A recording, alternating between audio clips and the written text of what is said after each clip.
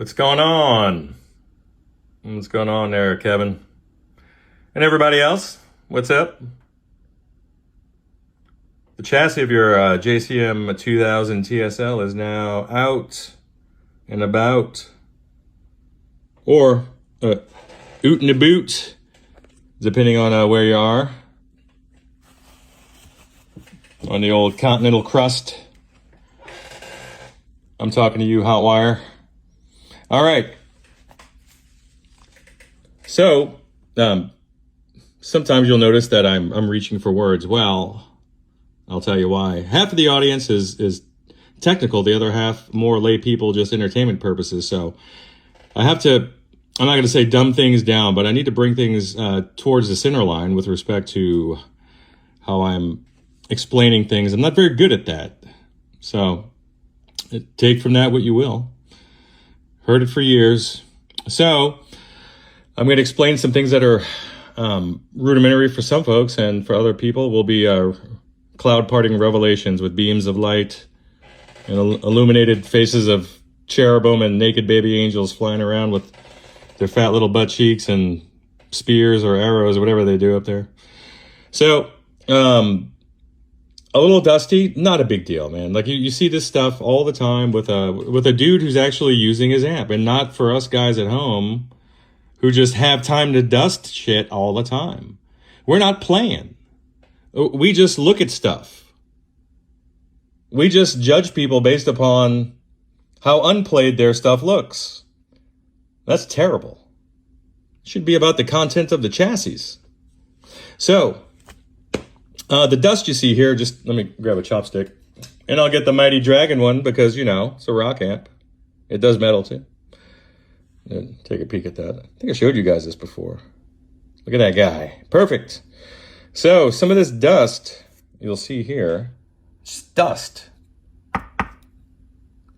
It's a mixture of dead skin cells, fibers from the environment, and other environmental contaminants. It could be eroded material from the local mountain range. It could be stuff from your cat or dog. If you have a parakeet, some of that's in there. If your mom lives in a house, some of hers in there too. But the coolest part of it is that a lot of debris from outer space, some of it's interstellar, gets burnt up in our atmosphere, nice and crispy, and it turns into this stuff. We breathe it in.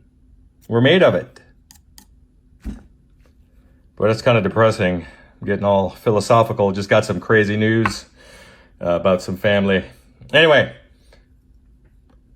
the preamp tubes are kind of cockeyed a bit, which would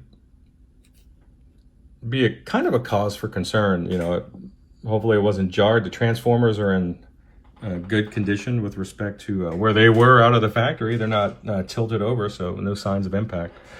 Just some tubes that need to be seated properly. Hopefully none of this stuff, and that was my point before I went down that non sequitur rather. Some of this dust can get into the actual socket itself, and I'll fly you down there. Let's see if she's bent. She's not. Good. Okay. And you can actually visualize the circuit board, and you can see. Let me swing a lamp over. Desecrate the spirit of the lamp. It's not going to stay spring-loaded. So, with these amps, and this is not the whole rundown of the common things, I don't have time for that. You could see here, the socket got a bit toasty and sort of baked in some of the ingredients sitting on top of the chassis right here, which we'll clean off. So this is part of the reason why you'll get some like sporadic sounds that are not pleasant from your amp, is because the stuff gets in there, and it's just gonna. It's part of life. Let's not judge. These are the original tubes. The original tube set. Now, I don't know if this shipped with EH brand tubes, with the electro harmonics. And obviously we're going to pop the cover off here and do a proper inspection, make sure that we don't have any cold or broken solder joints on these tube sockets. And one cause for concern that I see straight away, and oh good Lord, can I get a light on this? Can I get a light? Oh brother. So you can see the way they run their heaters.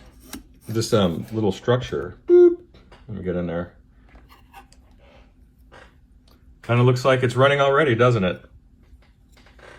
You want to know why? Because this is coated with a material that can actually kind of oxidize in the absence of oxygen or other oxidizing agents. At least it can take on that appearance. So these tubes do not look happy. I'll just take you over there and I'll show you some of the things you can look for. How even, get to the right tube. How even is the wear on the silk screening, particularly on the hot end of the tube. You'll see some fading, and you expect that to be uniform all the way down, but get to this guy. What was black is now becoming charred. It typically turns like gray or ashy looking as it heats up.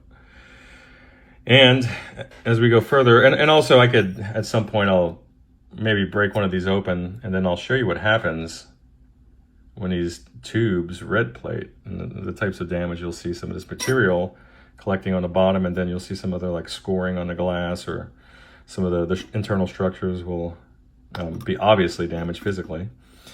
But hopefully this was just a great night at the gig and it got a little rowdy, and maybe a little fun juice went through the vent on the top, but I'm not seeing any evidence of that down there where the bias would be measured. And then on this side, this guy is kind of roasted. So if you don't mind, let's see if that's actually like some of the flashing, some like just ruined tube internals. And it's actually sitting on the outside, I think. Let's see if it pulls anything up on a rag. Yeah, this is on the outside, so that's a good thing. Okay. But obvious heat differential here on the odd pairings.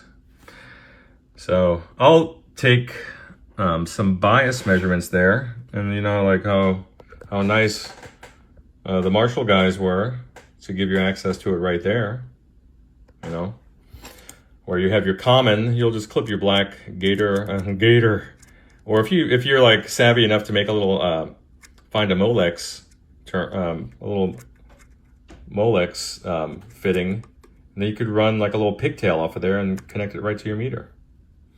And then you'll get a good sense of what each pair is doing on the old push-pull. And it'll give you like a little bit of insight, but not a whole lot. And you've really got to get in there and do it the proper way. But it'll give you some idea. And these guys seem to be wearing unevenly, but we'll see. I'm going to clean it up. I'll get the tube sockets nice and clean and retensioned if required. And it seems like these little bear traps are still nice and tight. Get her dusted off, get her ready for all the goons on the gear page to inspect and judge. And then we'll do a proper electronic inspection. And I have you know what, let's just do this while I'm here right now. But I know from the last one that I uploaded, unless I want a 2-part series, I need to wrap this up. We're drawing near on 10 minutes. I'm actually just gonna end this right here and continue. I'll see you guys. Bye.